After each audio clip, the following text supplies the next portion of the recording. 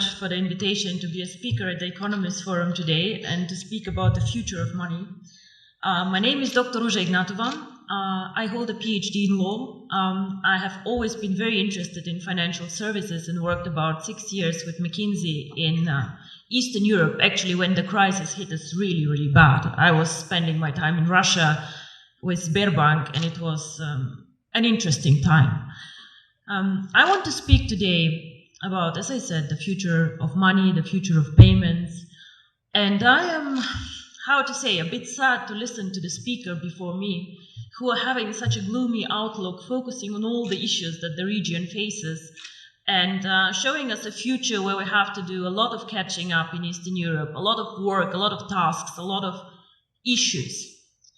So I would like to take a bit of a different approach. I would like to show people that Eastern Europe can innovate, that Eastern Europe can bring growth, that we are not just a follower country catching up, but actually that we also can show the world that we can do a lot.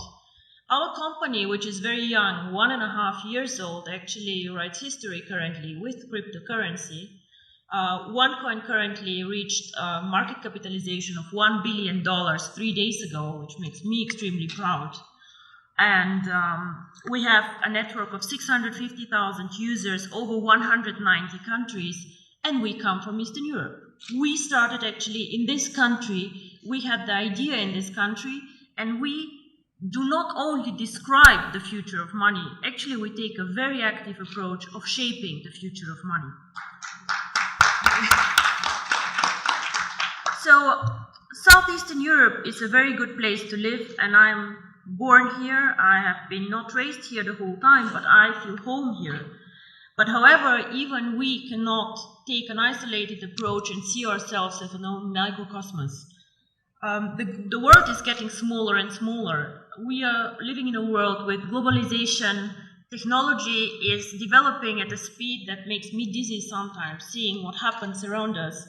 And all the innovative companies like Facebook, Google, Apple, all of them, unfortunately, are either not even coming from Europe, or like we are just a follower and just saving all our money in Eastern Europe, which is a lot of money for us to go and to buy the newest iPhone outside. So with globalization, the world becomes much smaller, much more transparent, and the needs of consumer and of companies actually change a lot. We have a lot more needs for cross-border transactions. Even as a simple customer, I have to do a lot of shopping, a lot of things outside my country. So, of course, this is a need that we need and we have to address with a company. So, what is the future of money? In my opinion, the future of money, or a big part of the future of money, will be outside the banking system as we know it today. Traditional businesses either will change or new entrants will come in the market.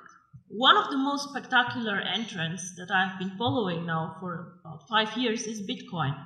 Now, Bitcoin is a cryptocurrency, the first cryptocurrency, the biggest cryptocurrency currently. And these people who created Bitcoin, nobody officially knows who they are, have my fullest respect for the innovation, disruption, and value creation that they actually did to the financial market. Of course, wherever there's value creation, speculators come, and a lot of turmoil can happen, but these people created something new and something really exciting.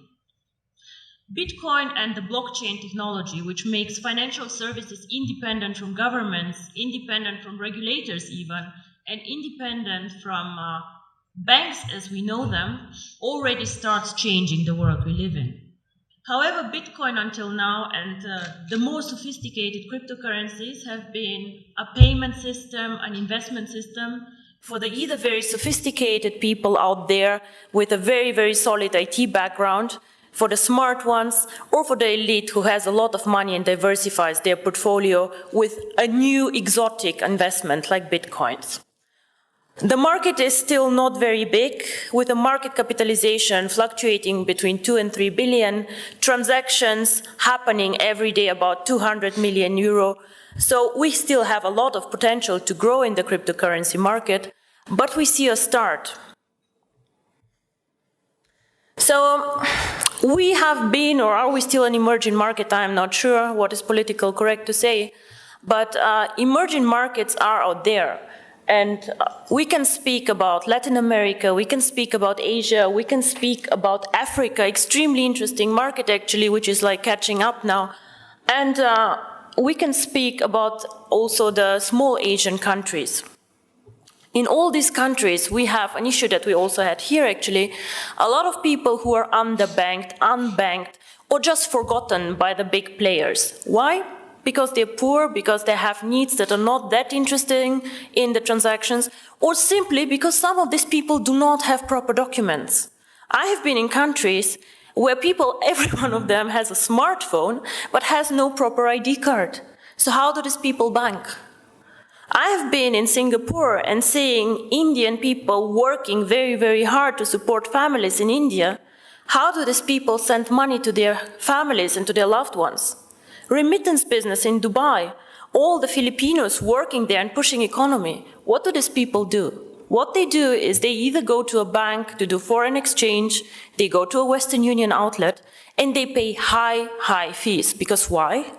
We as a financial sector charge always most the ones who are the poorest, who are like the ones with the needs that nobody else can serve. If you're an affluent customer, if you have a lot of money, the banks will fight for you, they'll give you cards for free, they'll do their best to make you happy. But the people out there, the mass customers, the ones who actually change the world, the ones who are working for economy, these people are underserved, underbanked, and I believe that cryptocurrency can change their life. And not only me, actually, I think Bill Gates believed the same and said that cryptocurrency can make a huge difference for emerging markets. So, what is really the future of money? I believe that if cryptocurrency is spread out there to the mass market, to people who can be made understand cryptocurrency, and as you say, cryptocurrency sounds very, very complicated, hidden, complex. Can I do it? If we manage to make cryptocurrency actually accessible to people out there who are smart enough to understand a smartphone, who are smart enough to move and to work in an Asian country, if we make it simple, we can become actually the next mass phenomenon, like Google, like Facebook, become a network of active users. Until now, cryptocurrency did not make the leap, in my opinion, because it is not user-friendly, because it's not easy to use for the mass market, and because people perceive it as very difficult. So the person or the company who makes it actually to make cryptocurrency easy to use, accessible in the markets that need it, and this is not the US, gentlemen, this is the emerging markets where people want to work with it, to use it. If we make cryptocurrency not only a tool for speculators and investors to make quick money, but make it usable, if we work on KYC, on documentation, on making it transparent and bringing cryptocurrency to the traditional world, with the regulators, by the way, the US actually government, 4 weeks ago, they said that cryptocurrency is actually in a status equal to commodities. So it means that actually cryptocurrency can be treated like virtual gold. Commodities is gold, is silver, platinum, and apparently bitcoins. So the future of money can be searched, I think, outside the banking system because we are still more flexible. We do not fight the issues that the banks have, and because we think that the next big thing is based on technology, on the internet, and on the network phenomenon that we see in all these big companies out there. I think if we manage to provide a consistent strategy, a case to use the currency, and an easy access, which is aligned with the regulators out there, transparent, safe, cryptocurrency can actually be one of the preferred methods of payment, and not only bank transfers, card transfers, and all the traditional ways that we deal money with. My future, or my vision actually, is the one card, making cryptocurrency one currency like the euro, like the dollars, that you just can go and spend with your card, which can be a Visa, MasterCard, China Union Pay, whatever. Make it a real currency that people just can go and spend out there. I have done my job whenever all of you can go with their card and just spend $1 for a dinner. This is when cryptocurrency actually became real for me. And I'm very, very curious how the next 2 to 3 years will work out for all of us. And I hope I'm right, that the future is with technology and with us. Thank you very much.